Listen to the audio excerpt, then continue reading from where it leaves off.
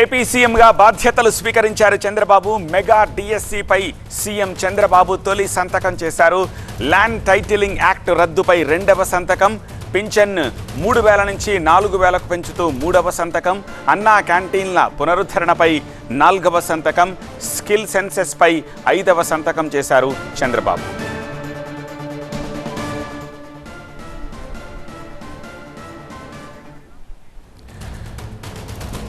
ముఖ్యమంత్రిగా చంద్రబాబు బాధ్యతలు చేపట్టగా కాసేపట్లో మంత్రుల శాఖలపై కూడా క్లారిటీ రాబోతోంది. దాంతో మంత్రుల్లో ఎవరెవరికి ఏ శాఖలు కేటాయిస్తారన్న ఉత్కంఠ రేగుతోంది. అయితే జనసేనకు 3 కీలక శాఖలు కేటాయించనుండగా పవన్ కళ్యాణ్కు మాత్రం డిప్యూటీ సీఎం హోదాలో పంచాయతీరాజ్ గ్రామీణాభివృద్ధి శాఖ ఇస్తారని తెలుస్తోంది.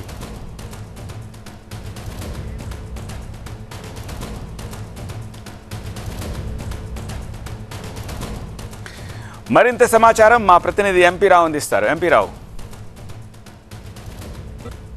ముఖ్యమంత్రిగా చంద్రబాబు బాధ్యతలు స్వీకరించారు. సరిగ్గా 4 గంటల 41 నిమిషాలకు సచివాలయంలోని మొదటి బ్లాక్లో గతంలో సీఎంగా ఉన్నప్పుడు చంద్రబాబు ఎక్కడి నుంచి అయితే ఏ ఛాంబర్ నుంచి అయితే బాధ్యతలు నిర్వహించారో అదే ఛాంబర్లో ముఖ్యమంత్రి సీట్లో సరిగ్గా 4 గంటల 41 నిమిషాలకు కూర్చొని ఆయన బాధ్యతలు స్వీకరించారు. ఆయన తన సతీమణి భువనేశ్వర్తో కలిసి ముందుగా బాధ్యతలు స్వీకరించడానికి ముందు ప్రత్యేక పూజలు చేశారు. ఆ తర్వాత సీఎం చైర్లో కూర్చున్న వెంటనే ఎన్నికల్లో హామీలు ఇచ్చిన విధంగానే మొదటి 5 కీలక హామీలకు సంబంధించినటువంటి 5 ఫైళ్ళ మీద సీఎం చంద్రబాబు సంతకాలు చేశారు. మొదటి ఫైలు మెగా డిఎస్సికి సంబంధించి రాష్ట్రంలో నిరుద్యోగ ఉపాధ్యాయులకు అందరికీ కూడా డిఎస్సి ద్వారా పెద్ద ఎత్తున ఉద్యోగాలు కల్పించేటటువంటి మెగా డిఎస్సి నిర్వహణకు సంబంధించినటువంటి ఫైల్ మీద సీఎం చంద్రబాబు మొదటి సంతకం చేశారు.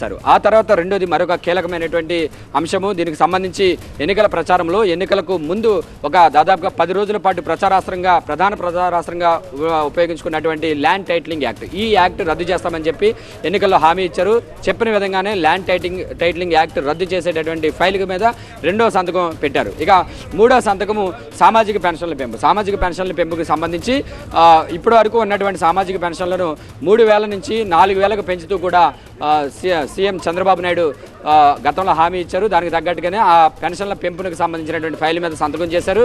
వచ్చే నెల 1వ తేదీ నుంచి జూలై 1 నుంచి కూడా ఈ పెన్షన్ల పెంపు 3 నుంచి 4,000కు పెంచుతూ కూడా పెరిగినటువంటి పెన్షన్లను కూడా జూలై నుంచి అమల్లోకి వచ్చే విధంగా కూడా ఆ ఫైల్ మీద సంతకం చేశారు. ఇక 4వ ఫైల్ సంబంధించి గతంలో తెలుగుదేశం పార్టీ అధికారంలో ఉన్నప్పుడు అమల్లోకి తీసుకొచ్చినటువంటి అన్న క్యాంటీన్లను గత ప్రభుత్వం రద్దు చేసింది. తిరిగి వాటిని పునరుద్ధరించేటటువంటి ఫైల్ మీద 4వ సంతకం చేశారు. ఇక చివరిది 5వ ఫైలు స్కిల్ సెన్సస్. రాష్ట్ర వ్యాప్తంగా స్కిల్ ఎంతమంది యువతలో కానీ నిరుద్యోగుల్లో కానీ ఎంతమందిలో ఎవరెవరిలో ఎలాంటి నైపుణ్యాలు ఉన్నాయి, ఇంకా వారిలో నైపుణ్యాభివృద్ధి చేయాలంటే ఎలాంటి చర్యలు తీసుకోవాలి, వారికి ఎలాంటి ఉద్యోగ అవకాశాలు కల్పించాలి, దానికి సంబంధించినటువంటి స్కిల్ సెన్సెస్ మీద కూడా 5వ సంతకం చేశారు. ప్రస్తుతం సీఎం చంద్రబాబు సచివాలయంలో ఐఏఎస్ అధికారులతో సమావేశం కొనసాగుతుంది. ఆ సమావేశం తర్వాత చంద్రబాబు ఇక్కడి నుంచి ఉండవల్లిలోని ఆయన నివాసానికి వెళ్తారు. వెళ్ళిన తర్వాత కేబినెట్ మంత్రులకు సంబంధించినటువంటి శాఖల కేటాయింపుపై తుది కసరత్తు చేయనున్నారు. ఈ రాత్రికి శాఖల కేటాయింపుకు సంబంధించి కూడా అధికారికంగా ఒక ప్రకటన కూడా వెలువడే అవకాశం ఉంది. ఎవరెవరికి ఏ శాఖలు కేటాయించాలి, నిన్న సీఎం చంద్రబాబుతో పాటుగా మరొక 24 మంది మంత్రులు ప్రమాణ స్వీకారం చేశారు. ఆ 24 మందిలో ఎవరెవరికి ఏ శాఖలు కేటాయించాలి, వారిలో జనసేన నుంచి 3 మంత్రులు ఉన్నారు, బీజేపీ నుంచి 1 మంత్రి కూడా ఉన్నారు. కాబట్టి ఎవరెవరికి ఏ శాఖలు కేటాయించాలనే దానికి సంబంధించి ఈరోజు తుది నిర్ణయం కూడా తీసుకొని ఉన్నారు. జనసేనకు కీలక శాఖలు కూడా ఇస్తున్నట్లుగా మనకు అందుతున్నటువంటి సమాచారం. అయితే పవన్ కళ్యాణ్, జనసేన అధినేత పవన్ కళ్యాణ్కు ఉప ముఖ్యమంత్రితో పాటుగా మరొక కీలకమైన శాఖ ఇస్తారని చెప్పి కూడా తెలుస్తుంది. సో ఆయనకు పంచాయతీరాజ్ గ్రామీణాభివృద్ధి శాఖ ఇస్తారని చెప్పి అయితే ప్రచారం జరుగుతుంది. మిగిలినటువంటి కీలకమైనటువంటి శాఖలు ఎవరెవరికి ఎలాంటి శాఖలు కేటాయించబోతున్నారు, మొత్తం సీనియర్లకు ఎలాంటి శాఖలు ఇవ్వబోతున్నారు, మిగిలినటువంటి కొత్తగా మొదటిసారి గెలిచినటువంటి వారు కానీ మొదటిసారి మంత్రులు అయినటువంటి వారికి కానీ ఎలాంటి శాఖలు ఇవ్వబోతున్నారు అనేది ఈ రాత్రికి ఒక స్పష్టత రానుంది. సో ముఖ్యమంత్రి చంద్రబాబు సచివాలయం నుంచి వెళ్ళిన తర్వాత ఈ శాఖల కేటాయింపు మీద ఆయన కసరత్తు చేయనున్నారు. ఆ తర్వాత వెంటనే ఈ కేటాయింపుకు సంబంధించి అధికారిక ఉత్తర్వులు కూడా వెలువడి ఉన్నాయి. ఆ వెంటనే జిఏడి నుంచి కూడా ఈ మంత్రులకు ఇచ్చినటువంటి శాఖలను నోటిఫై చేస్తూ కూడా అధికారికంగా ఒక జీవో కూడా వెలువడే అవకాశం ఉంది. సో ఇదంతా కూడా ఈ రాత్రికి ఈ ప్రాసెస్ అంతా కూడా కంప్లీట్ అయిపోయేటటువంటి అవకాశాలు ఉన్నాయి. మొత్తంగా అయితే మొదటిసారి ముఖ్యమంత్రిగా చంద్రబాబు సచివాలయంలో అడుగుపెట్టడంతో ఉండవల్లి నుంచి సచివాలయం వరకు కూడా చంద్రబాబు భారీ కాన్వాయ్ తోటి సచివాలయానికి వచ్చారు. దారి పొడవునా కూడా అమరావతి రైతులతో పాటుగా ఉద్యోగులు ఘనమైన స్వాగతం పలికారు. సచివాలయంలో అడుగుపెట్టగానే సిఎస్ నీరబ్ కుమార్తో పాటుగా అధికారులందరూ కూడా ఘన స్వాగతం పలికారు. ఏపీ సీఎం చంద్రబాబు రంగంలోకి దిగారు. ముఖ్యమంత్రిగా ప్రమాణ స్వీకారం తర్వాత ఇవాళ తిరుమల శ్రీవారిని దర్శించుకున్న ఆయన కీలక వ్యాఖ్యలు చేశారు. నేటి నుంచి ప్రజాపాలన మొదలైందని, తిరుమల నుంచే ప్రక్షాళన ప్రారంభమైందని కామెంట్స్ చేశారు సీఎం చంద్రబాబు. పవిత్రమైన తిరుమలను అపవిత్రం చేయడం సరికాదని, తిరుమలపై ఓం నమో వెంకటేశాయ తప్ప వేరే నినాదం ఉండొద్దని స్పష్టం చేశారు. గత 5 ఏళ్లలో తిరుమలను అధ్వాన్నంగా మార్చారని, దర్శనం టికెట్లు బ్లాక్ లో అమ్ముకున్నారని ఆరోపించారు చంద్రబాబు. తిరుమల కొండపై నాన్ వెజ్ తీసుకొచ్చారని, వెంకటేశ్వర స్వామిని ఊరూరా తిప్పారని అసహనం వ్యక్తం చేశారు. ఇకపై తిరుమలలో రాజకీయాలు చేయాలనుకుంటే కుదరదు అని హెచ్చరించారు చంద్రబాబు. తిరుమల మొత్తం ప్రక్షాళన చేసి ఆయా అంశాలపై స్పెషల్ ఫోకస్ పెడతామన్న ఏపీ సీఎం వ్యాఖ్యలు ఆసక్తికరంగా మారాయి. టీవీ9 ప్రతినిధి రాజు మరింత సమాచారం అందిస్తారు. రాజు, తిరుమల నుంచే ప్రక్షాళన ప్రారంభమైంది అంటున్నారు AP CM Chandrababu Naidu. So తిరుమలలో ఏమేమి మారబోతున్నాయి ఇక మీదట?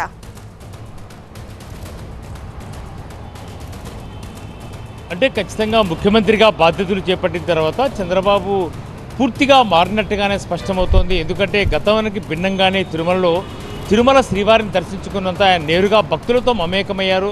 ఆ తర్వాత పెద్దజీయ గారు మఠానికి వెళ్ళాడు, తర్వాత బేడి ఆంజనేయ స్వామి గుడికి వెళ్ళాడు, తర్వాత అఖిలాండ మధు టెంకాయలు కొట్టి మొక్కులు తీర్చుకున్నాడు. అయితే పూర్తిగా మారినట్టుగానే స్పష్టమవుతుంది. అయితే ఒక సంకేతాన్ని అయితే ఖచ్చితంగా చంద్రబాబు ఇచ్చినట్టుగా స్పష్టమవుతోంది.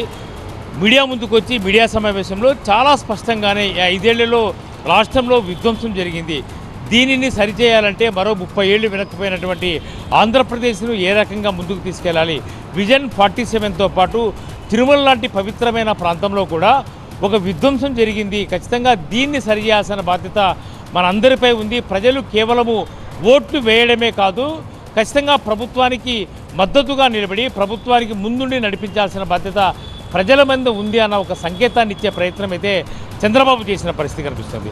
ప్రత్యేకించి చంద్రబాబు చాలా స్పష్టంగానే తిరుమలను ఒక లాబింగ్ సెంటర్గా మార్చడం అనేది ఖరీదు కాదు. ఎందుకంటే సొంత అవసరాల కోసము, లాభాపేక్ష కోసమే తిరుమల ఆలయాన్ని వాడుకున్నారు అంటే ఖచ్చితంగా తిరుమల అపవిత్రమైన ఒక వరస్ట్ ప్లేస్గా ఈ 5 ఏళ్లలో మారింది అని చంద్రబాబు చెప్పిన నేపథ్యంలో ఖచ్చితంగా ఈ ప్రాంతాన్ని ఒక ప్రక్షాళన చేయాల్సిన అవసరం ఉంది. ఇవాల్టి నుంచి ప్రజలు ఎన్నుకోబడ్డ ప్రజాప్రభుత్వం అధికారంలోకి ఉంది కాబట్టి ఈ రోజు నుంచే ప్రక్షాళన తిరుమల నుంచే ప్రారంభం కావాలి.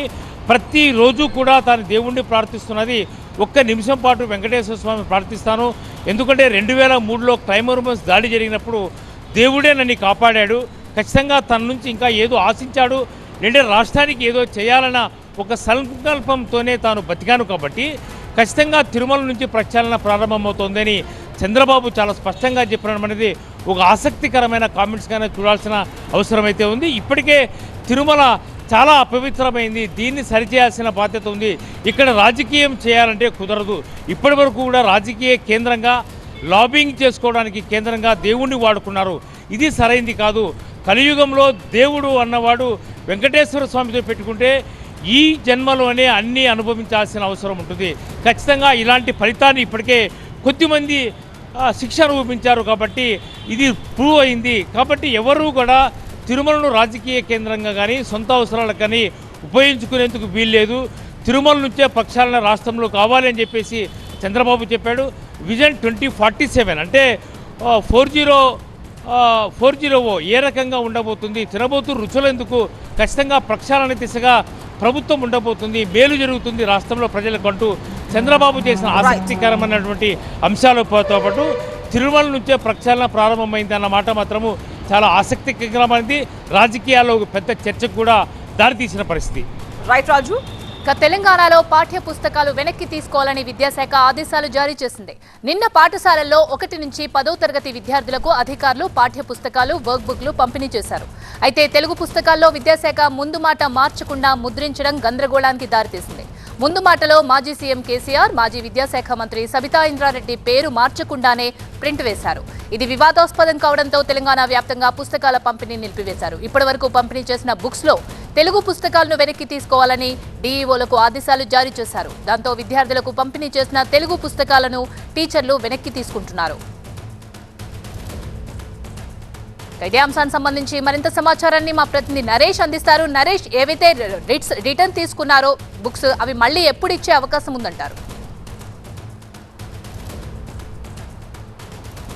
తెలంగాణ రాష్ట్ర వ్యాప్తంగా పాఠ్య పుస్తకాలను వెనక్కి తీసుకుంటున్నా. అందులో కేవలం తెలుగు పుస్తకాలకు సంబంధించి 1వ తరగతి నుండి 10వ తరగతికి వరకు ఉన్న తెలుగు పుస్తకాలను వెనక్కి తీసుకున్నాం. మన వెనుక ఉన్న ఈ పుస్తకాలన్నీ అవే గత ఏడాది ముద్రించిన పుస్తకాలకు సంబంధించిన డీటెయిల్స్లో ఏవైతే ఉన్నాయో ఆ డీటెయిల్స్లో ఉన్న దాన్నే మళ్ళీ ఈ ఏడాది పొందుపరిచారు. అందుకు కారణంగానే గత సీఎం తొలి ముఖ్యమంత్రి అంటూ ఈ ఏడాది తను ముద్రించిన పరిస్థితి. కల్వకుంట్ల చంద్రశేఖరరావు గౌరవ ముఖ్యమంత్రి అంటూ, కడియం శ్రీహరి పూర్వ విద్యాశాఖ మంత్రి జగదీష్ రెడ్డి వీళ్ళ పేర్లు పొందుపరుస్తూ ముందు మాటలో మెన్షన్ చేశారు. ఈ ముందు మాటలో మెన్షన్ చేసిన ఈ డీటెయిల్స్ అన్నీ కూడా నిర్లక్ష్యం కారణంగానే వచ్చాయి. అందుకు కారణంగా ఎస్సీఆర్టీకి సంబంధించిన నిబంధనల ప్రకారం వీటిని వెంటనే తొలగించాలి అంటూ ముందస్తుగా ఒక మౌలిక ఆదేశాలు అయితే వచ్చాయి. ముందు మాటను తొలగించి పుస్తకాలు ఇవ్వాలంటూ. కానీ ప్రభుత్వం మాత్రం సీరియస్గానే స్పందించింది. ఈ ముందు మాటకు సంబంధించిన పేజీ ఏదైతే ఉందో ఆ పేజీని తొలగించి పూర్తిగా మళ్ళీ కొత్త పుస్తకాలను ఇవ్వాలంటూ కూడా సూచించింది. 1వ తరగతి నుండి 10వ తరగతి వరకు ఉన్న పుస్తకాలన్నింటిలోనూ ఇలాగే ముద్రణయ్యాయి. గతంలో ఉన్న మాజీ ముఖ్యమంత్రి పేరిటనే పూర్తిగా అచ్చైన పరిస్థితి. ఆ విధంగా ఉన్న పాఠ్యపుస్తకాలన్నింటినీ వెనక్కి తీసుకోవాలని చెప్తున్నారు. అందులో భాగంగానే మన వెనుక ఉన్న పుస్తకాలన్నీ కూడా జిల్లా కేంద్రాల నుండి మండల కేంద్రాలకు తరలాయి. మండల కేంద్రాల నుంచి పూర్తిగా మళ్ళీ తిరిగి ఆ జిల్లా కేంద్రానికి తరలి వస్తున్న పరిస్థితులు కనిపిస్తున్నాయి. ఈ అభ్యాసన వేదికకు సంబంధించి ఏదైతే 10వ తరగతి విద్యార్థులకు గణితం పాఠ్యపుస్తకంలో ఇస్తారో అందులో అభ్యాసన దీపికకు సంబంధించిన దానిలో కూడా ముందు మాటలో తప్పుగా వచ్చేనట్టుగా గుర్తించారు. దాన్ని కూడా వెనక్కి తీసుకోవాలంటూ కూడా ఆదేశాలు వచ్చాయి. ఆ ఆదేశాల అనుసారంగా సబితా ఇంద్రారెడ్డి మాజీ విద్యాశాఖ మంత్రిగా ఉన్న పేరును అచ్చువేశారు. ఆ గతంలో ఉన్న కార్యదర్శుల పేర్లు కూడా ఇందులో మెన్షన్ చేశారు. కాబట్టి వాటన్నిటినీ తప్పిదంగా గుర్తించి ఎన్సీఆర్టీకి సంబంధించిన నిబంధనల ప్రకారం గతంలో ఉన్న పేర్లనే ఈ ప్రాతిపదికన ముద్రించిన నేపథ్యంలో వాటన్నిటిని వెనక్కి తీసుకోవాలని ఆదేశాలు వచ్చాయి. ఆ నేపథ్యంలోనే మండలాలకు తరలిన గ్రామీణ ప్రాంతాలకు వెళ్ళిన పుస్తకాలను మొత్తం తిరిగి వెనక్కి తీసుకుంటున్నారు. అయితే ఈ పాఠ్య పుస్తకాలు జూన్ 15 లోపు మళ్ళీ తిరిగి ముందు మాటను మార్చి ఈ ఏడాది ఏదైతే అచ్చయ్యాయో దానికి సంబంధించిన ముఖ్యమంత్రి రేవంత్ రెడ్డి పేరుతో పాటుగా పాఠ్యపుస్తకాలకు సంబంధించి ఎస్సీఆర్టీకి సంబంధించిన కార్యదర్శులు, విద్యాశాఖ కార్యదర్శి దేవసేన వాళ్ళ పేర్లతో అచ్చువేసి మళ్ళీ తిరిగి పంపిణీ చేయాలంటే ఆదేశాలు వచ్చాయి. కానీ 3 రోజుల్లోనే పూర్తి స్థాయిలో ప్రింటింగ్ అయ్యి మళ్ళీ తిరిగి జిల్లా కేంద్రాలకు, మండల కేంద్రాలకు, రాష్ట్రం నుండి జిల్లా కేంద్రాలకు, మండల కేంద్రాలకు తరలి అక్కడి నుంచి పాఠశాలలకు చేరేందుకు అవకాశం అయితే లేని నేపథ్యం కనిపిస్తుంది. 10-15 రోజులు టైం పట్టే అవకాశం ఉన్నట్టుగా కనిపిస్తుంది. ఈ నేపథ్యంలో విద్యాశాఖ మీద భారం పడే అవకాశం ఉంది. సమయం కూడా ఎక్కువగా అయ్యే అవకాశాలు ఉన్నాయంటూ విద్యార్థుల తల్లిదండ్రులు అయితే అసహనం వ్యక్తం చేస్తున్నారు. పాఠ్యపుస్తకాలను వెనక్కి తీసుకోవడం ఏంటని కూడా ప్రశ్నిస్తున్న పరిస్థితులు కనిపిస్తున్నాయి. కానీ ప్రభుత్వం ఇచ్చిన ఆదేశాల నేపథ్యంలో పాఠ్యపుస్తకాలను అయితే తిరిగి ఉపాధ్యాయులు వెనక్కి తీసుకొని మళ్ళీ ఎంఈఓలు, డిఈఓలకు చేరుస్తున్న పరిస్థితులు కనిపిస్తున్నాయి. ఇది రాష్ట్ర వ్యాప్తంగా జరుగుతున్న ప్రణాళికగా అయితే కనిపిస్తుంది. తెలుగు పాఠ్యపుస్తకాలనే ఈ తప్పులైతే కనిపించాయి. ఆ ఎన్సీఆర్టీకి సంబంధించిన నిర్లక్ష్యం కారణంగానే జరిగిందంటూ విద్యాశాఖ అయితే చెప్పుకుంటూ వస్తుంది. Right, thank you Naresh. మరో ఎక్స్క్లూజివ్ వార్త చూద్దాము. తెలంగాణ గొర్రెల పంపిణీ పథకంలో కీలక పరిణామం చోటు చేసుకుంది. ఈ స్కీమ్ లో జరిగిన అక్రమాలపై ఈడీ ఫోకస్ పెట్టింది. ఇప్పటికే మనీ లాండరింగ్ చట్టం కింద కేసు నమోదు చేసిన ఈడీ తాజాగా పథకానికి సంబంధించిన పూర్తి సమాచారం ఇవ్వాలని పశుసంవర్ధక శాఖ ఎండీకి లేఖ రాయటం ఆసక్తికరంగా మారింది. 10 అంశాలకు సంబంధించి వివరాలు అందించాలంటూ పశుసంవర్ధక శాఖ ఎండీని కోరుతోంది ఈడీ. ఇక గొర్రెల పంపిణీ పథకంలో అవకతవకలపై ఇప్పటికే ఏసీబీ విచారణ చేస్తూ ఉండగా ఇప్పుడు ఈడీ రంగంలోకి దిగటం కాకరేపుతోంది.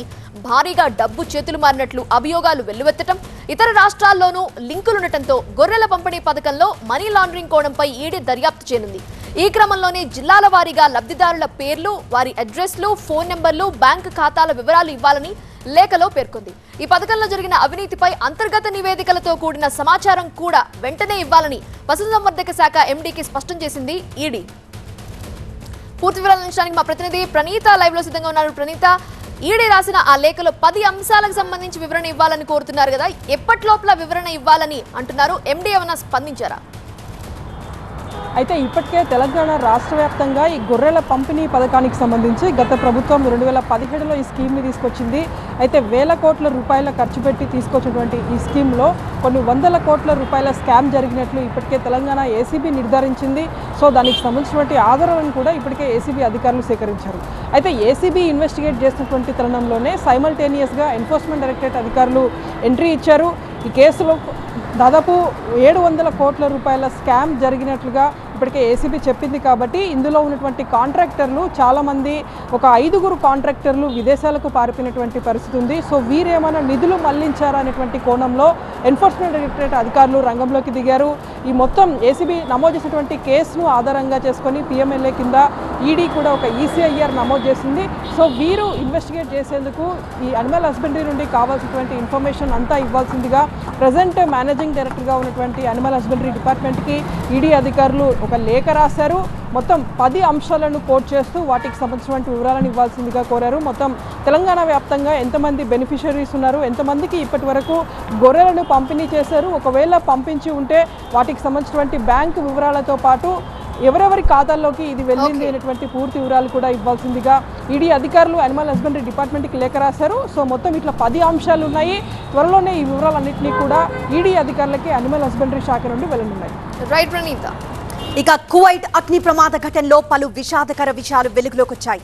ప్రమాదంలో చిక్కుకుపోయిన పలువురు కార్మికులు బయటకొచ్చే క్రమంలో మెట్లపైనే ప్రాణాలు కోల్పోయినట్లు కువైట్ అధికారులు వెల్లడించారు. ఈ ఘటనలో మొత్తం 49 మంది సజీవ దహనం కాగా వారిలో 45 మంది భారతీయులే కావడం అందరినీ కలిచివేసింది. ఆ 42 మందిలో 11 మందిని మలయాళీలుగా గుర్తించగా మిగతా వారు తమిళనాడు, ఉత్తరప్రదేశ్కు చెందిన వారున్నట్లు తేల్చారు. ఇక మృతదేహాలు గుర్తుపట్టలేని విధంగా కాలిపోవడంతో వాటి గుర్తింపు కోసం DNA పరీక్షలు నిర్వహిస్తున్నట్లు కేంద్ర మంత్రి కీర్తివర్ధన్ సింగ్ వెల్లడించారు. మరింత సమాచారం అసోసియేట్ ఎడిటర్ మహాత్మా అందిస్తారు. మహాత్మా, మృతి చెందిన వారిలో ఎంతమంది ఏ రాష్ట్రానికి చెందిన వారు, అలానే వాళ్ళ కుటుంబాలకి మృతదేహాల్ని ఎప్పుడు అప్పగిస్తారు?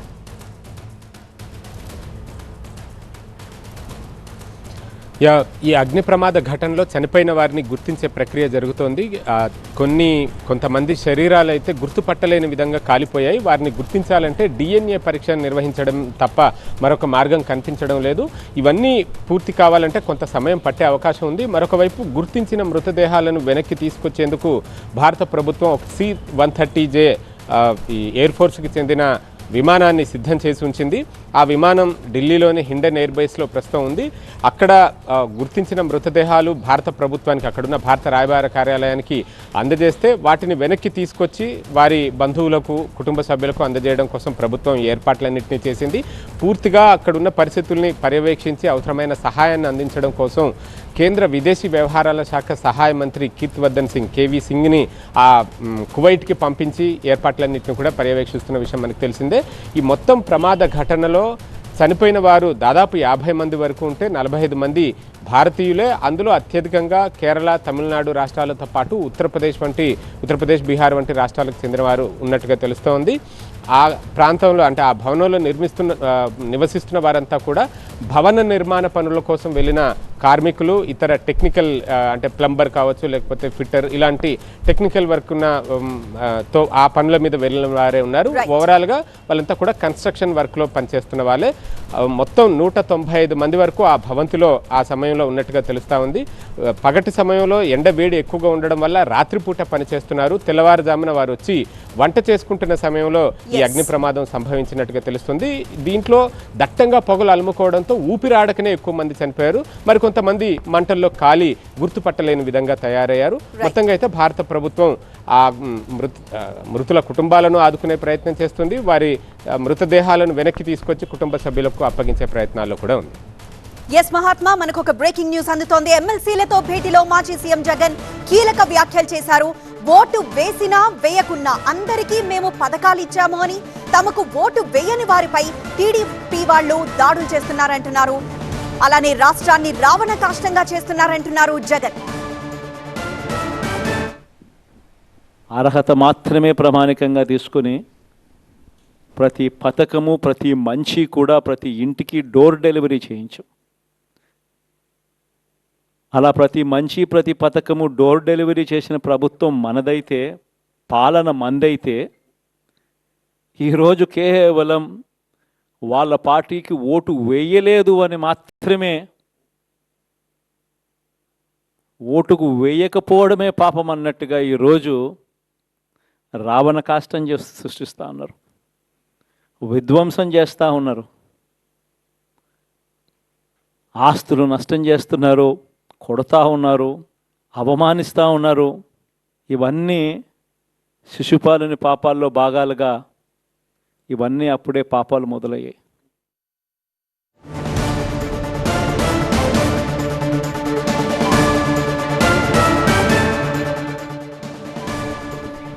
మరికొన్ని ఆసక్తికర వ్యాఖ్యలు కూడా చేశారు జగన్. కూటమి తప్పులు శిశుపాలుడి పాపాల్లా పెరుగుతున్నాయని, చంద్రబాబు మరో పాపం కూడా కనిపిస్తోందంటున్నారు జగన్. ఎన్డీఏకి కేంద్రంలో పూర్తి మెజారిటీ లేదు, ఇప్పుడు కూడా ప్రత్యేక హోదా సాధించకపోతే చంద్రబాబు పాపం పండినట్లే అన్నారు జగన్.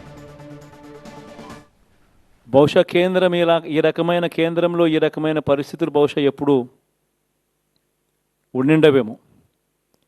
ఈ రకంగా కేంద్రంలో 240 ఎంపీలు మాత్రమే వచ్చిన పరిస్థితులు, రాష్ట్రంలో ఏకంగా వీళ్ళకు కూడా ఈ మాదిరిగా మంచి నెంబర్లు వచ్చిన పరిస్థితులు, ఎన్డీఏలో మళ్ళీ చక్రం తిప్పుతా ఉన్న పరిస్థితులు.